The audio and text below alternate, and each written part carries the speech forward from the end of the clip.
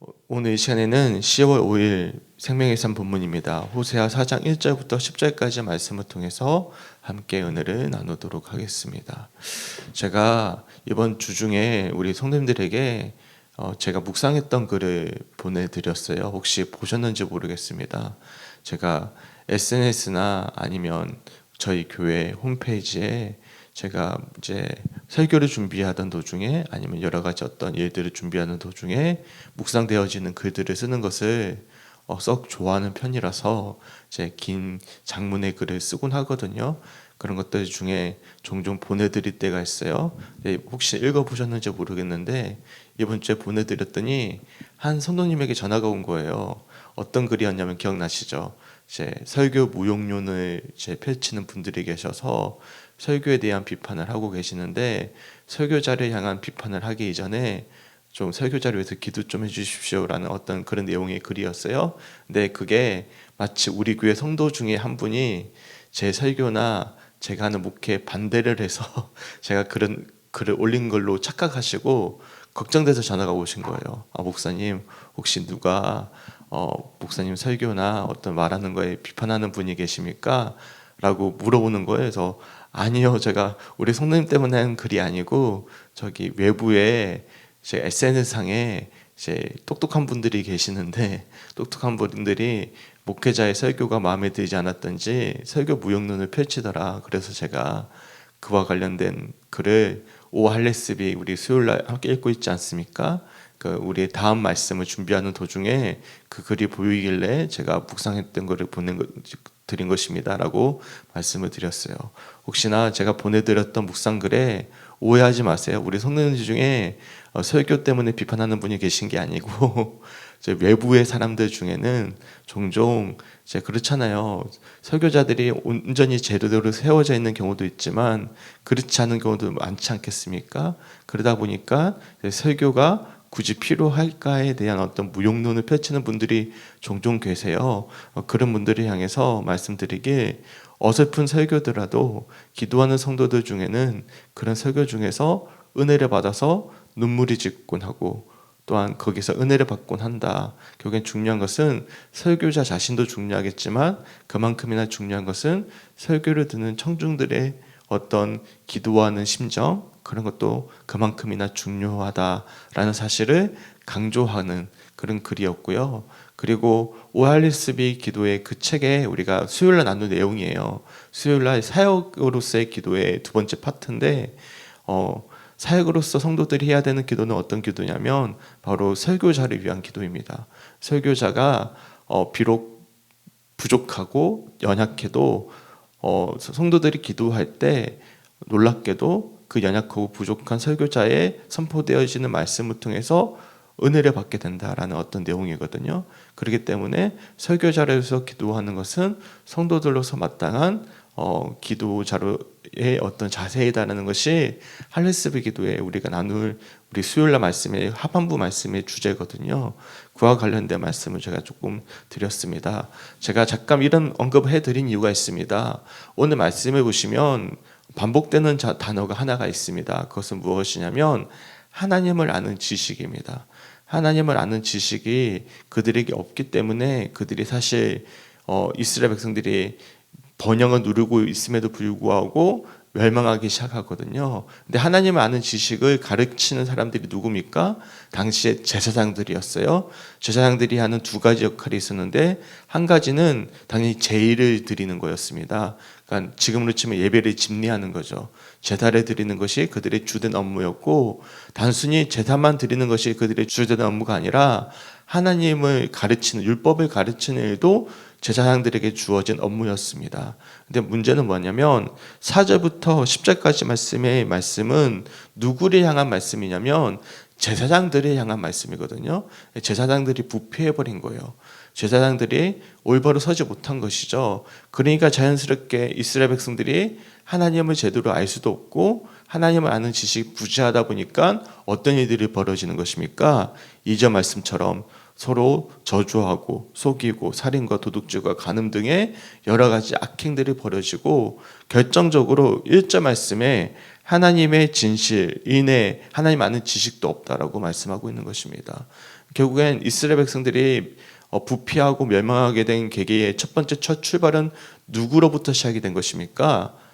제사장의 부패함으로부터 시작이 된 것입니다. 교회도 마찬가지예요. 교회도 사실 한국 교회가 지금 세상 사람들로부터 지탄을 받고 변질해 가고 있는 상황 속에 있지 않겠습니까? 우리가 과거에는 제가 말씀드렸지만 제가 교회 다닌다는 이유만으로도 착한 어린이라는 이야기를 들었지만 지금 우리 아이들이요 학교 가서 교회 다닌다는 이야기를 하는 것이 부담스러운 상황이 되어버렸어요. 역전이 된 것이죠, 상황이. 우리 주회만 하더라도 우리 주회가 말씀드렸잖아요, 특이하다고 막 십자가 목걸이 걸고 학교 가고 막 그랬거든요. 그랬더니 친구들이 와, 너 착하다 그렇게 보는 게 아니라 이상하게 보는 거예요. 요즘에는 교회 다닌다 그러면 이상한 아이가 되어버리는 시대가 되어버린 거죠. 이런 어떤 시대적인 흐름을 만든 것은 첫째로는 포스트 모더니즘이라는 이 시대의 상황도 분명히 일조를 합니다. 포스트 모더니즘이라는 것은 뭘 의미하냐면 이제 한 가지의 진리만을 추구하는 시대가 아니라는 거예요. 그러니까 개성을 각자 강조하고 각자 개인의 의견이 중요하지 하나를 주장하면 우리가 그러잖아요. 꼰대라고 부르지 않습니까? 꼰대 문화를 싫어하는 그런 어떤 문화가 포스트 모더니즘 문화의 어떤 사조인데요. 그러다 보니까 기독교는 뭘만 이야기하는 거예요? 오직 예수만 구원받는다. 예수를 믿어야만 한다라는 것 자체를 세상 사람들은 불편하게 여기는 것입니다. 그것도 분명히 있겠지만 두 번째로는 누구의 역할도 큰 거죠. 교회의 변질된 모습도 사실 한국 교회에 비판되는 모습 중에 아주 큰 일조를 하고 있다는 것입니다. 교회는 왜 변질하기 시작했습니까? 성도들이 먼저 변질했을까요? 아니죠. 네, 결국에는 목회자가 먼저 변질했기 때문에 목회자가 잘못된 말씀을 나누고 또한 목회자의 욕심 때문에 이어지는 교회의 잘못된 부흥론과 성장론들이 결국에는 교회 변질을 가져오게 된 거예요. 그러니까 성님들은 누구를 위해서 기도해야 될 책임이 있는 것이죠. 여기 앞에서 말씀을 전하고 있는 저도 변질하지 않고 또한 제대로 된 말씀을 나눌 수 있도록 기도해야 될 사역으로서의 기도의 책임이 있다는 것이 저 할례스비 기도에 나와 있는 내용입니다. 그래서 제가 정리해서 사실 성도님들에게 제가 수요일날 말씀을 미리 준비하다가 보내드렸던 어떤 묵상 글이었거든요. 오늘 말씀도 마찬가지입니다. 오늘 말씀에 내 백성이 지식이 없음으로 망했다라는 6절 말씀을 보시면 이 지식이 없어서 망했던 이유는 누구 때문일까요? 4절과 5절 말씀 보십시오. 지금 4절의 말씀을 보시면 이스라엘 백성들이 지금 누구에게 불만이 많냐면 제사장들에게 불만이 많은 거예요. 제사장들이 제대로 가르쳐 주질 않는 것이죠. 그리고 심지어 하나님도 뭐라고 말씀하시냐면 5절에 너는요 제사장을 뜻하는 표현입니다. 이제 인칭이 누구를 뜻하냐면 제사장은 낮에 넘어지겠고 너와 함께하고 있는 선지자는 밤에 넘어진다. 그러니까 낮과 밤을 다 떠나서 온종일 제사장과 선지자가 가르치는 모든 말씀들이 다 엉터리다라고 말씀하고 있는 거예요. 그러니까 그러다 보니까 자연스럽게 6절에 내 백성이 지식이 없으므로 망하게 되었다. 내가 지식을 버렸으니 나도 너를 버려 내 제사장이 되지 못하게 할 것이요 내가 내 하나님의 율법을 잊었으니 나도 내 자녀들을 잊어버리리라 라고 말씀하고 있는 것입니다. 그러니까 하나님을 아는 지식을 제대로 가르치지 못한 제사장들의 어떤 부패함들 속에서 이 모든 잘못들이 이어지고 있음을 말씀을 통해서 살펴볼 수가 있어요. 더군다나 제사장들이 욕심이 생긴 거예요. 왜냐하면 이스라엘 백성들이 죄를 많이 짓잖아요. 죄를 많이 지으면 뭘 해야 되죠? 속죄제를 드려야 되지 않겠습니까? 속죄제와 속건제를 드리다 보면 그 드려진 제물들의 많은 부분을 누가 가져가죠? 제사장이 가져가잖아요. 그러니까 어떤 일들이 벌어지냐면 악순환이 벌어지는 거예요. 백성들이 죄를 많이 짓고 속죄제를 많이 드릴수록, 그러니까 흔히 말하면 당시 북이스라엘에 제사가 잘 드려진 거예요. 너무 많이 잘 드려진 거예요. 많이 잘 드려지다 보니까 거기에 나와 있는 그런 제물들을 누가 착용하기 시작한 거예요. 제사장들이 착용하기 시작한 거예요. 그 말씀들이 어디 있냐면 7절과 8절에 있습니다. 그들이 번성할수록 내게 범죄하니 내가 그들의 영화를 변하여 욕이 되게 하리라. 그들이 내 백성의 속죄 제물을 먹고 그 마음을 그들의 죄악에 두는도다. 라는 이 뜻이 그 뜻입니다. 무슨 말이냐면 이스라엘 백성들이 번영할수록 죄를 짓잖아요. 그렇지 않습니까? 우리나라도 번영할수록 더 많은 죄들이 벌어지지 않겠습니까? 번영할수록 죄를 지니까 이스라엘 백성들이 자연스럽게 율법에 따라서 속죄제를 드리는 거예요. 그 제물들을 누가 착취하기 시작하냐면 제사장들이 착취하기 시작하는 거예요. 그러면서 배가 부른 거죠. 네. 그러면서 제사장의 어떤 변질이 일어났음을 분명하게 지적하고 있는 말씀임을 우리들이 말씀을 통해서 알 수가 있는 것입니다. 그렇다면 하나님을 아는 지식이란 무엇일까요? 그러니까 제사장들이 가르쳐야 되는 지식은 무엇이었을까요?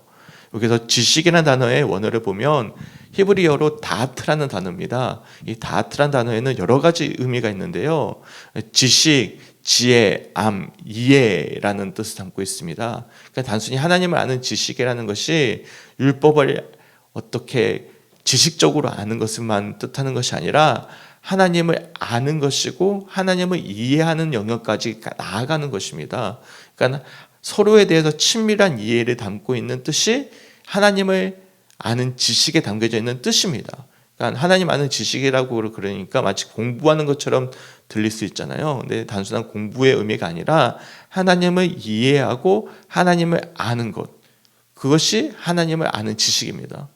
그렇잖아요. 저도 이민숙 권사님을 지금 안 지 10년째 됐잖아요.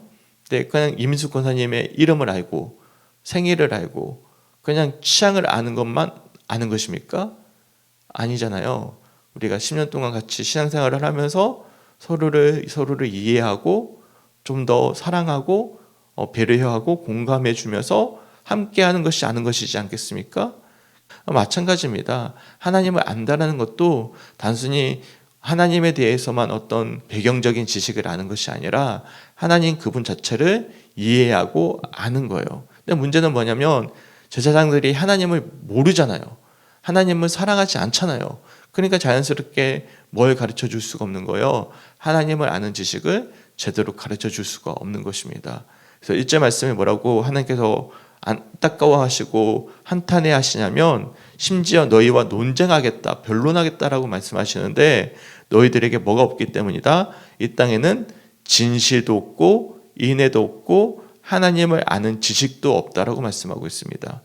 진실, 인애, 하나님을 아는 지식은 다 언약적 진실함을 뜻하는 표현들이고 하나님의 베푸시는 은혜들을 뜻하는 거예요. 이 진실, 인애, 하나님을 아는 지식이 없다라는 것은 교회는 쉽게 표현해서 너희들이 하나님을 진실로 사랑하지 않고 하나님을 모르고 있다라고 한탄해 하시면서 너희와 변론하기 원한다라고 말씀하시는 것입니다.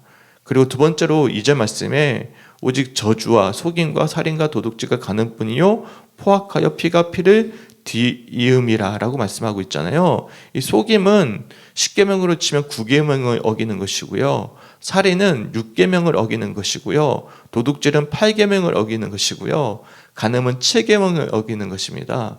결국에는 10계명의 1계명부터 4계명까지는 하나님과의 사랑에 대한 계명들이잖아요. 그게 1절 말씀과 연관이 되어 있는 거예요. 이 10계명이 하나님을 사랑해야 되는 10계명의 큰 맥락을 지금 이스라엘 백성들이 어기고 있는 것이고 2절 말씀에서는 이제 10계명의 5계명부터 10계명까지는 사실상 이웃과의 사랑을 뜻하는 표현이지 않겠습니까? 그 큰 맥락을 너희가 어기고 있는 거예요. 결국에는 하나님을 사랑하고 이웃을 사랑해야 되는 것이 이스라엘 백성들이 지켜야 될 제일 중요한 계명들인데 지금 너희들이 하나님을 아는 지식을 온전히 잃어버림으로 누구의 부패함 때문에 제사장의 부패함 때문에 잃어버림으로 너희가 지금 이 하나님의 명령하셨던 이 언약 계명을 온전히 지키지 못했음을 논쟁하시고 변론하자라고 말씀하시는 한탄스러운 마음들이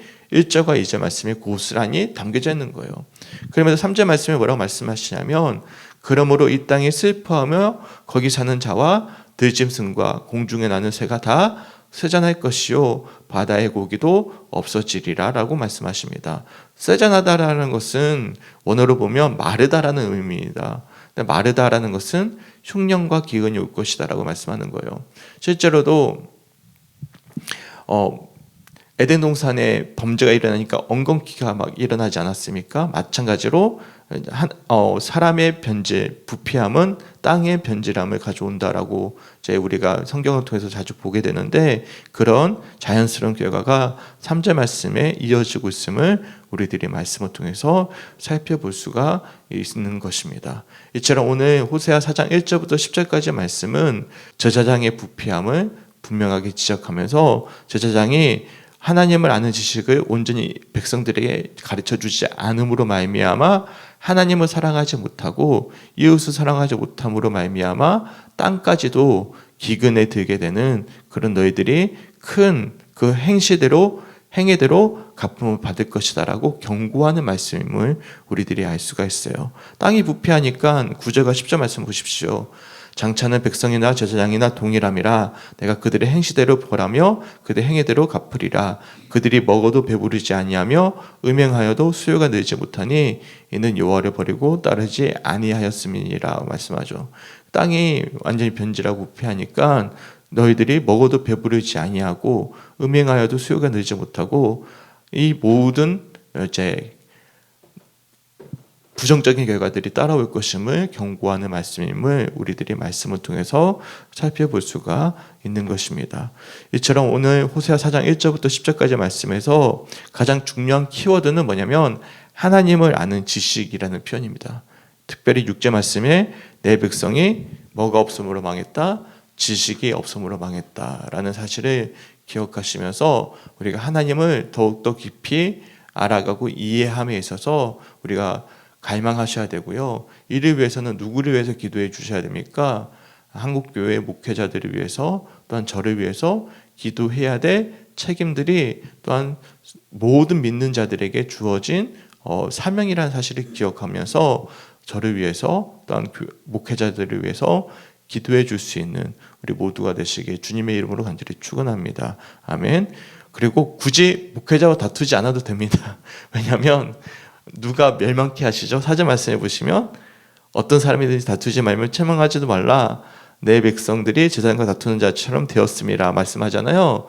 네, 다투지 말라고 말씀하셔요. 왜냐하면 하나님이 멸하시겠다라고 말씀하시기 때문에 제가 제대로 못하면 누가 멸하시죠? 하나님이 멸하셔요. 그러니까 내가 목회자와 다툴 이유가 없어요. 그러면 그 죄가 누구에게 돌아가죠?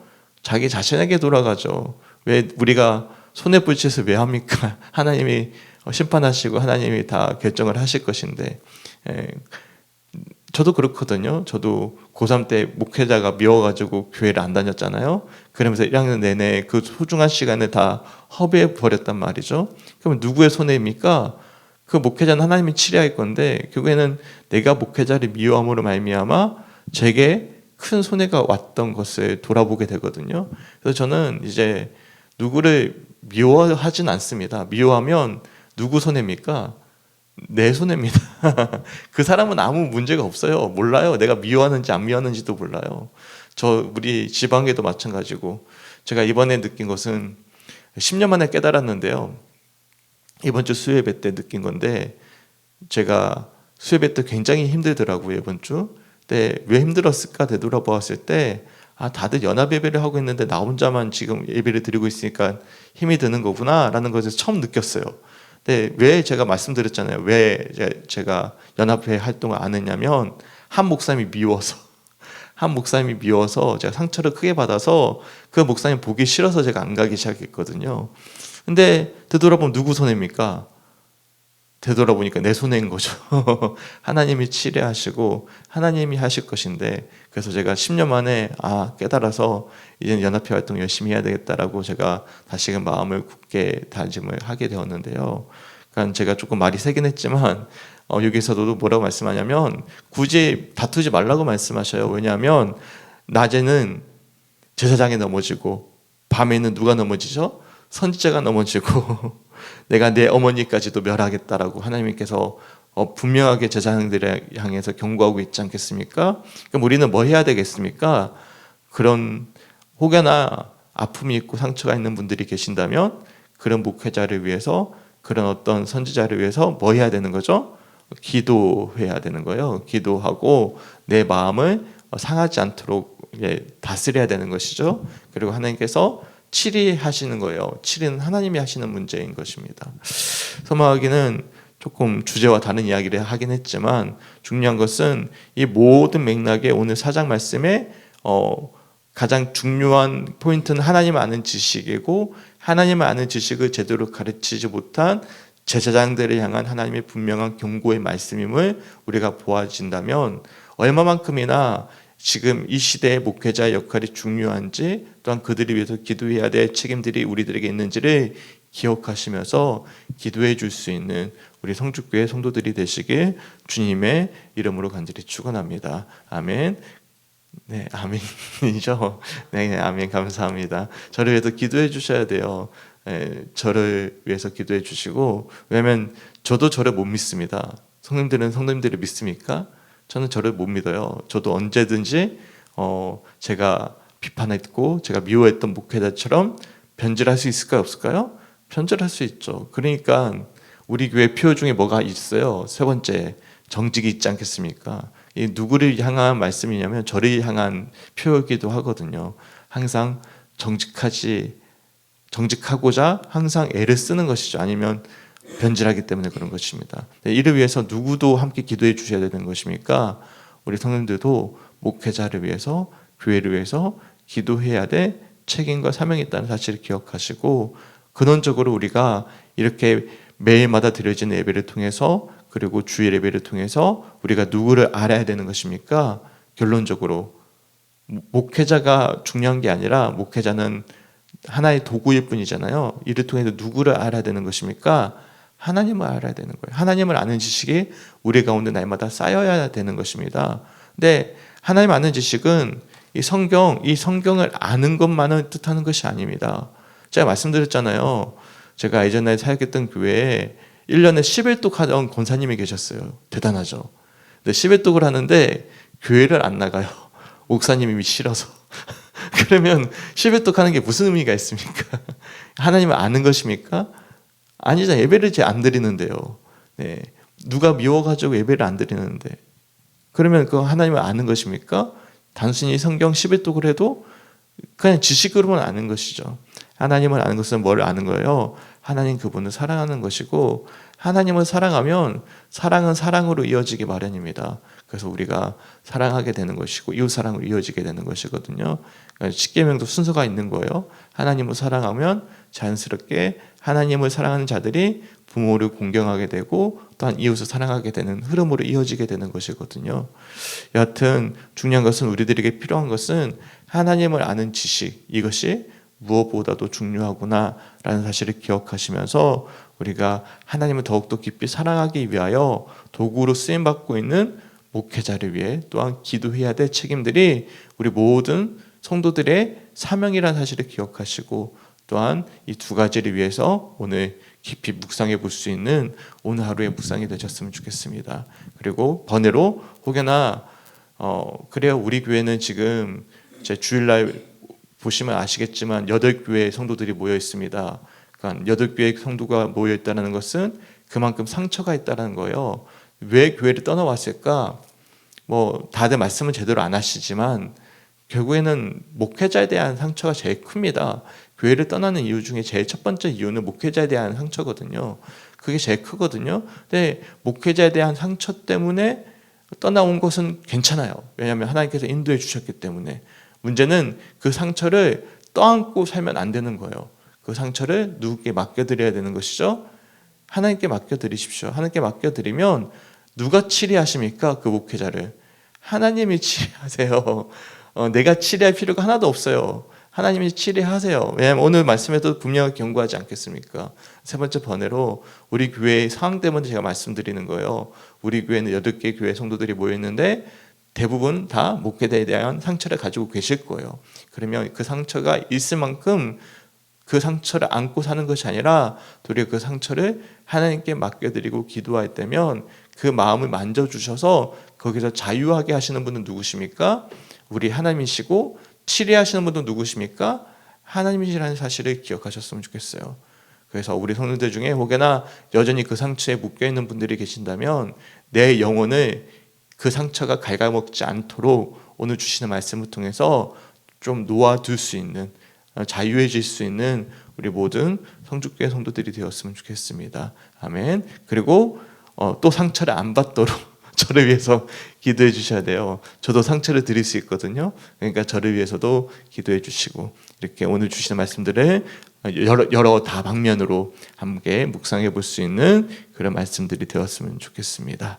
우리 함께 기도했으면 좋겠습니다. 오늘 주시는 기도 제목은 예배와 교회를 위한 기도입니다. 토요일날 기도 제목 3가지 읽어드릴게요.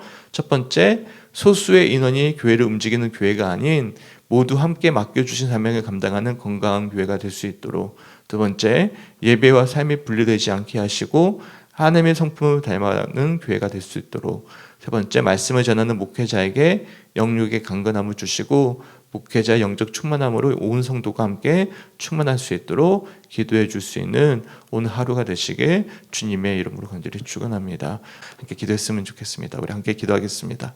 하나님, 너무나 감사합니다. 주님의 은혜 가운데 함께 하시고 붙잡아 주셔서 하나님, 오늘 주시는 말씀을 통해서 하나님 아는 지식이 얼마나 중요한지, 또한 하나님의 지식을 전하는 이 제사장들의 역할이 얼마나 중요한지 말씀을 통해서 묵상하게 됩니다. 주님, 우리에게 하나님 아는 지식이 더욱더 풍성해질 수 있도록 인도하여 주시고, 더 나아가서 하나님을 더욱더 깊이 알아가는 그 지식을 전하는 목회자들이 정직하고 올바르게 말씀을 전하고, 또한 성도들을 사랑하면서 그렇게 하나님과 이웃을 사랑하기에 부족함이 없는 성도들로 세워져 갈 수 있도록 우리가 함께 서로를 위해 기도할 수 있도록 인도하여 주시옵소서.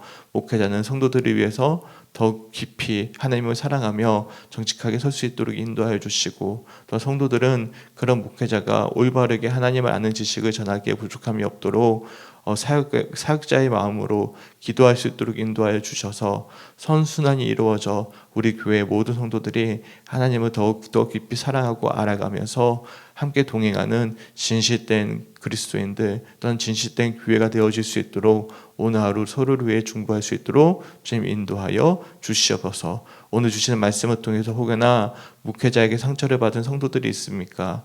하나님, 그 마음을 만져주시고, 교회는 치료하시는 분은 주님이시기에 우리가 그가 가진 마음에 있는 분노와 아픔들을 주님께서 만져주셔서 이제는 거기서 자유하게 하여 주시고, 정말로 주님의 인도하심을 추구할 수 있는 그런 우리 성주교회 성도들이 될 수 있도록 하나님 함께하여 주시옵소서. 그리고 회복시켜 주시고, 또한 그만큼 더 지금 서 있는 목회자를 위해서 사랑하며 기도할 수 있는 성도들이 될 수 있도록 주님 인도하여 주시옵소서. 특별히 내일 있을 예배를 위해 기도하기 원합니다. 내일 주일 예배가 있습니다. 주일에 있을 예배에 오실 모든 성도들이 함께 은혜 받게 하시고 찬양과 기도와 말씀이 살아있는, 그래서 우리가 정말 진심을 함께 경배에 올려드리고 기뻐하며 감사할 수 있는 시간 될 수 있도록 인도하여 주시옵소서. 특별히 내일 오후 예배 시간에는 도미니카 공화국의 전원철 강양숙 선교사님이 오셔서 말씀을 전해주시게 됩니다. 우리 도미니카 공화국에서 사역하고 계시는 우리 선교사님 2분 모시고 함께 말씀을 드릴 때 우리가 은혜 받게 하시고 도전 받게 하시고, 또 우리가 함께 사랑으로 헌신하며 섬길 수 있도록 주님께서 인도하여 주셔서 정말로 내일 오전 예배, 또한 오후에 있을 선교사님의 말씀의 시간까지도 은혜 있는 시간 될 수 있도록 주님 인도하여 주시옵소서. 감사드리며 우리를 사랑하시는 예수님의 이름으로 간절히 기도드렸습니다. 아멘.